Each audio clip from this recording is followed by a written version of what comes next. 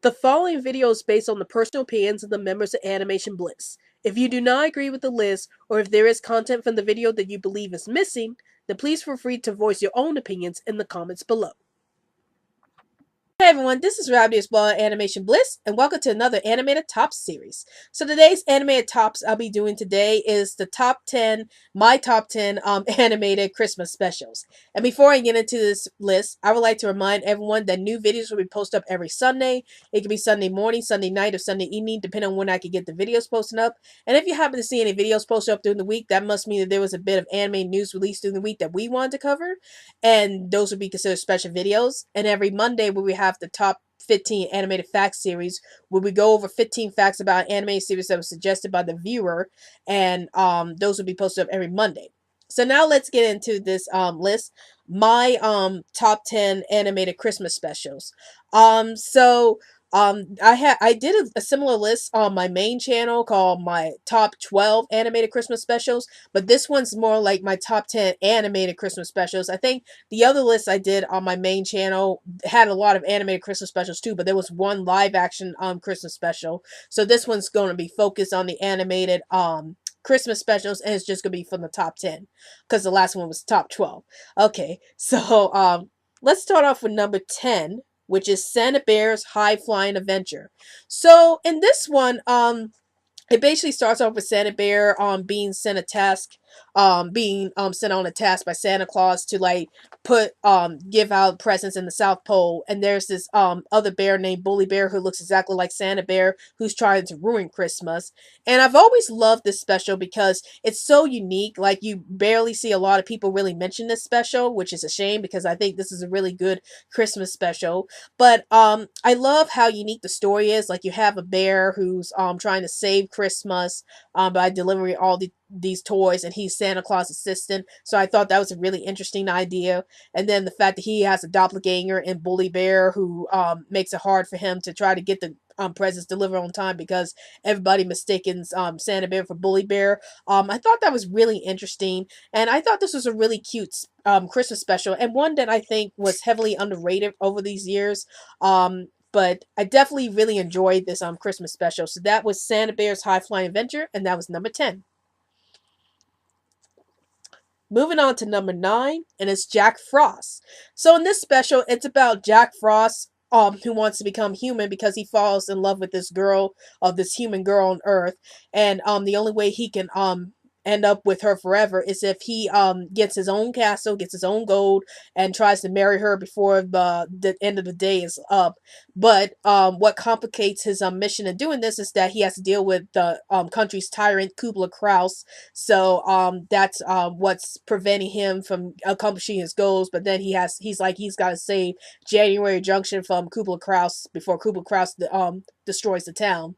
So I love this special because I like how it details Jack Frost's life. Well, maybe not exactly a backstory for Jack Frost, but it does focus on his character. Like, I like the story about how Jack Frost finds love and he wants to turn into a human so he could be with the human girl forever.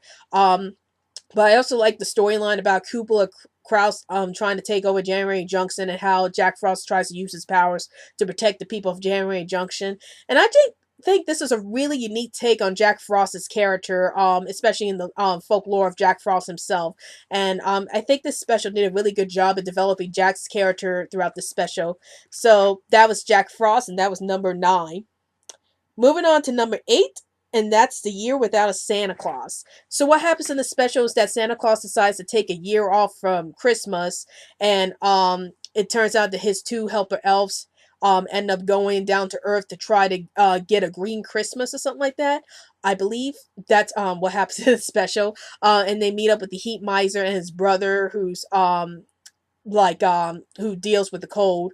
And that's pretty much what the special is all about. And I really enjoyed this special mostly for the songs. Like, I like the song between the Heat Miser and his brothers, and his cold-blooded brother, because it's like the most catchiest things in the entire special. Like, I'm Mr. White Christmas, I'm Mr. Snow. I always find myself singing those songs every year during Christmas, and I just like the idea about how Santa Claus is like thinking, I don't feel like doing Christmas this year, and everybody's trying to tell Santa Claus, you gotta do Christmas this year, or else you're gonna disappoint the kids. So I like that plot point in this special, and that's why I really enjoyed the special. So that was The Year Without Santa Claus, and that was number 8. Moving on to number 7, and that's Santa Claus is Coming to Town. So this special is basically giving us a backstory about Santa Claus himself, as he was originally named Kris Kringle, and it talks about how he's trying to deliver presents to this town, but the town's ruler, the burgermeister, he's like telling kids, you can no longer have any toys, or I will burn all these toys. So that means Santa Claus or whoever cannot deliver all these toys to the kids. And I like how Kris Kringle's like trying to deliver all these toys to the kids, despite what the burgermeister is like saying about delivering toys. So I really enjoyed this special because again, the songs are fantastic. Especially my favorite song in the special was "Put One Foot in Front of the Other," and I just love that song. And I also like how this is like explores Santa Claus's backstory. Like, we learned that he was once called Kris Kringle, and we learned about how Santa Claus becomes the man he is, and delivering gifts to the little kids and over town, despite the burgermeister trying to stop this from happening. So I really enjoyed seeing all that develop, and I also enjoyed Kris Kringle's relationship with Crystal, I believe, the woman that ends up being Mrs. Claus. So I really enjoy how they introduce her character into the movie. So that was Santa Claus is Coming into Town, and that was number 7.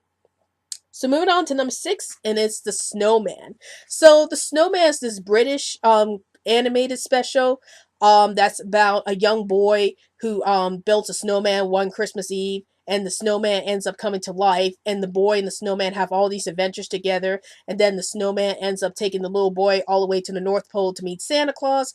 And I can't really tell you what happens at the end because I will spoil it, but I will tell you right now that the ending is very sad. So I love this special because, again, you have the ending that's pretty sad, and that's something that doesn't usually happen in a lot of Christmas specials. But I like the fact that this special was able to take the guts, like have the guts to show a downer ending. And again, I can't tell you what happens at the end, but it is really sad.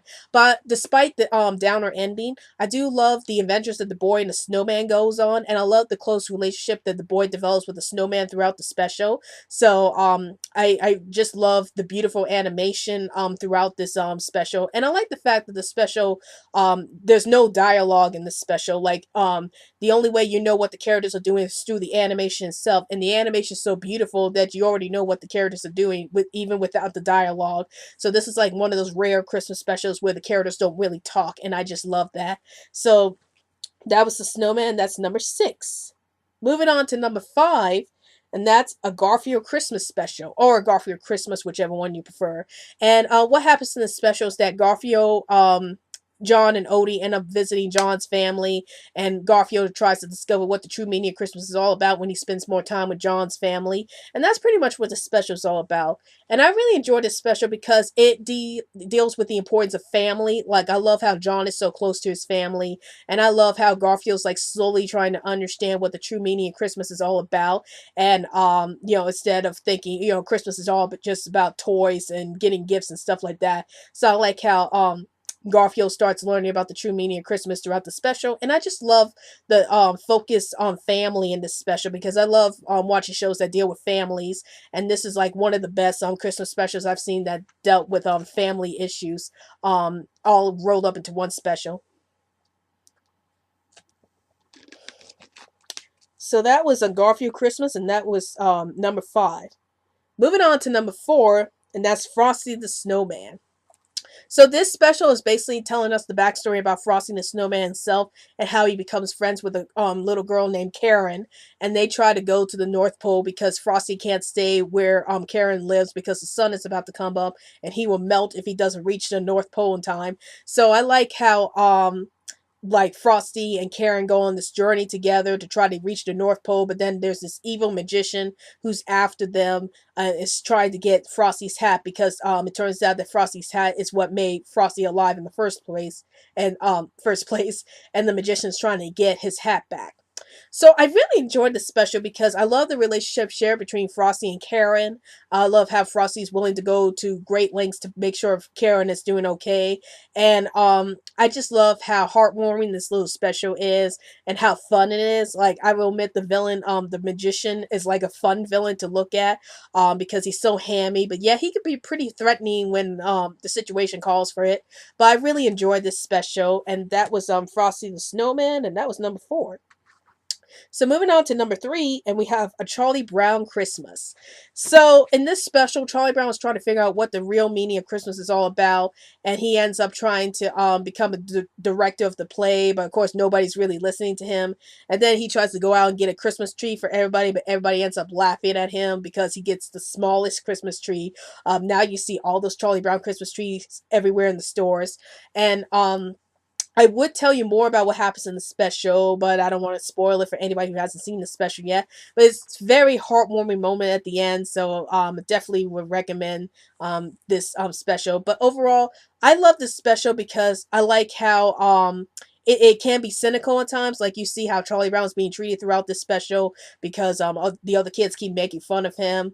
And but I like how in the ending, Linus is trying to tell everybody, what the true meaning of Christmas is all about, which I felt like was the best part of this whole special, is Linus trying to tell everybody, what the true meaning of Christmas is all about, and it's done so beautifully at the end.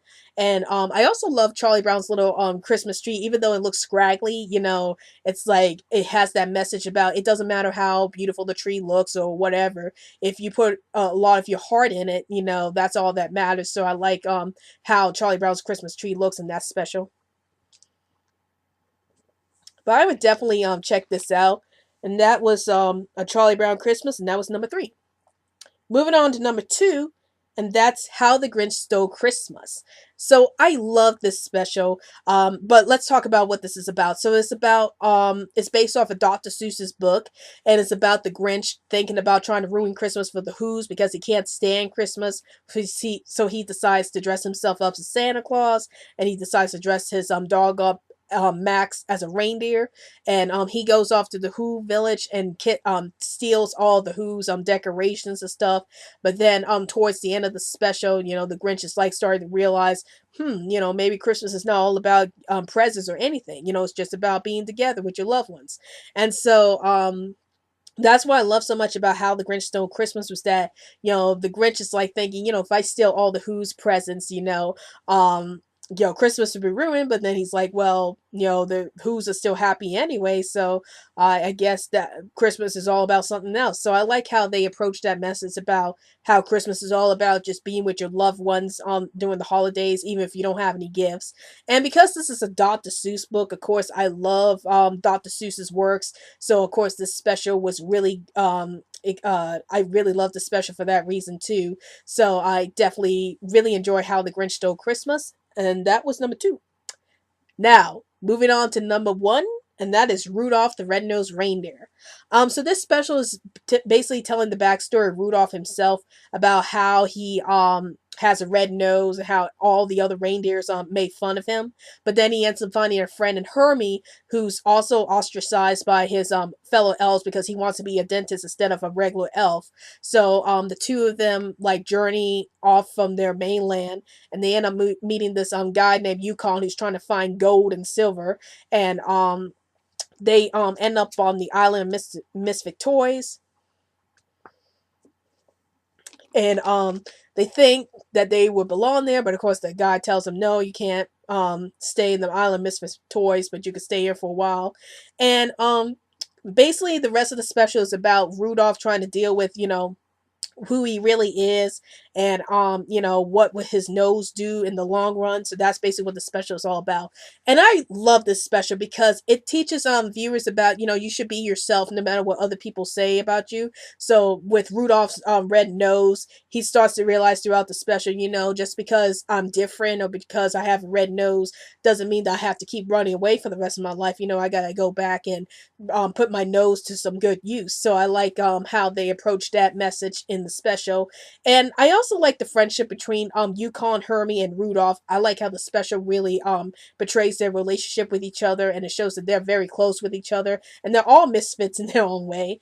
And I like how the special really expands more Rudolph's backstory because in the original song, not much was said about Rudolph's backstory, so I like how this special kind of expanded on that, and just fleshed it out into a really good story. So that's why Rudolph the Red-Nosed Reindeer is my #1 pick for my favorite animated Christmas special. So that's my top 10 animated Christmas specials. And tell me in the comments below, what are your favorite Christmas specials? Please feel free to comment below, and don't forget to follow us on Twitter so we can keep you updated on any new videos we post up. And also, like our Facebook page. Well, hope you enjoyed this video. This is Rabbitearsblog Animation Bliss, and I'll see you later.